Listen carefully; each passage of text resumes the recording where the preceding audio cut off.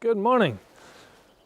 Aperture out in the field. We're set to aperture priority. We're going to play with depth of field and how aperture affects us here in this winter scene.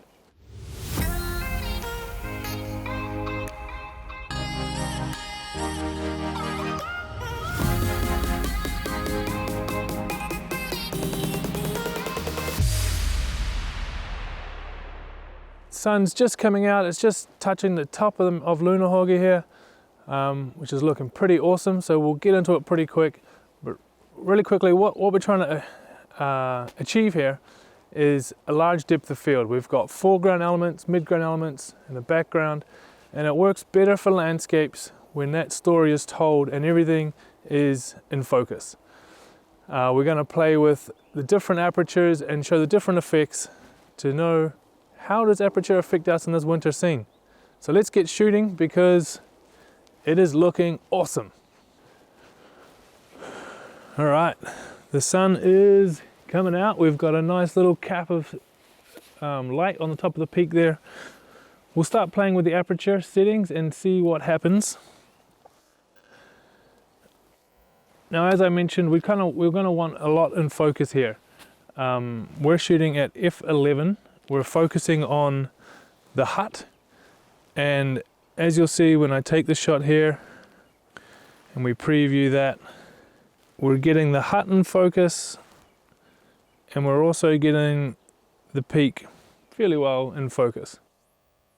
What we'll do is we'll start to take different shots and see how this affects us. When we're adjusting the aperture here, you can see the shutter speed is adjusting to compensate for the exposure. So it's super important to have a nice sturdy tripod. Here is a static environment, so shutter speed's not an issue. We're not worrying about shutter speed at all.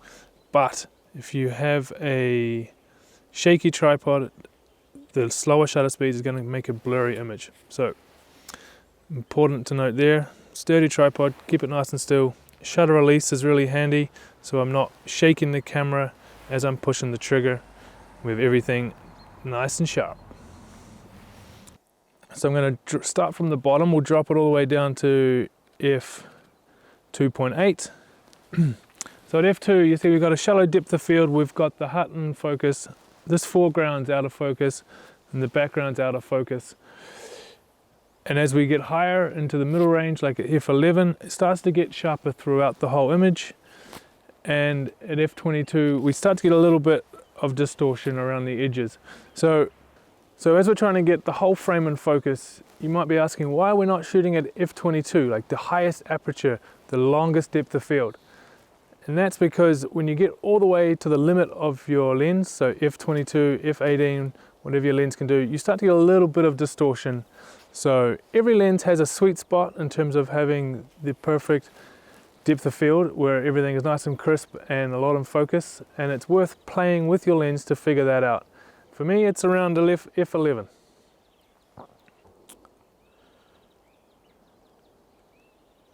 Aperture is king for depth of field. As you saw in the examples from f2.8 to f22, it changes how much of your shot is in focus, how big your depth of field is.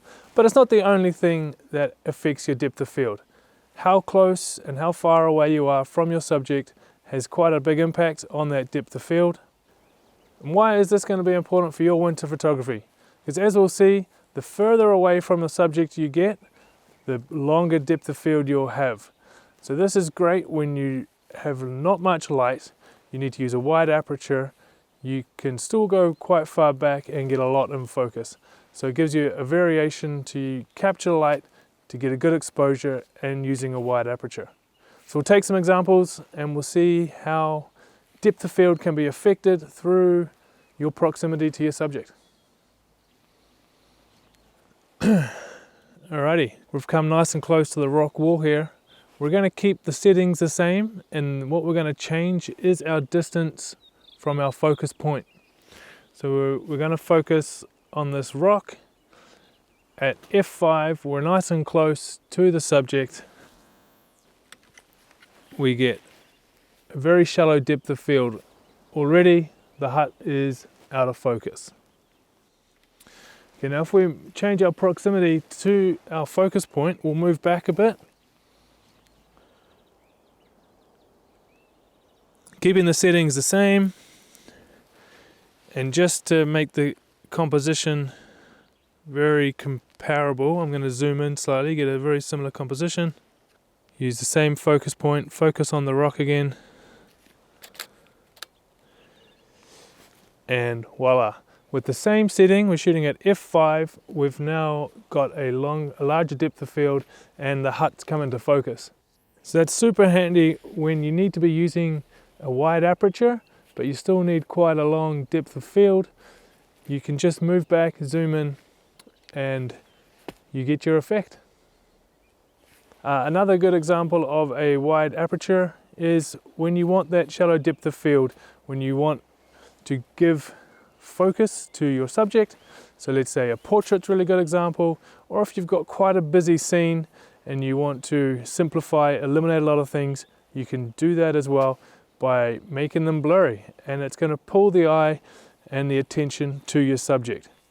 So we'll get Lucas away from the back of the camera, we'll take a couple of portraits and show you where a wide aperture is pretty handy. Again here, we're trying to really draw the focus to your subject and take the focus away from everything else. First we'll shoot at f14. Here you can see the large depth of field with both our model and the background in focus. However, we haven't drawn the attention to one or the other. And here we're going to use a shallow depth of field, and we're going to really draw the focus to Lucas. There's not a lot of light, so what the wide aperture does as well is allow a good exposure and a faster shutter speed. But mainly we're focusing on bringing the focus to Lucas and blurring everything else out. So there I'm shooting at f2.8. And there you can see quite a big difference in terms of how well that portrait looks, how well we've drawn the focus to Lucas with the wide aperture. Thanks, buddy.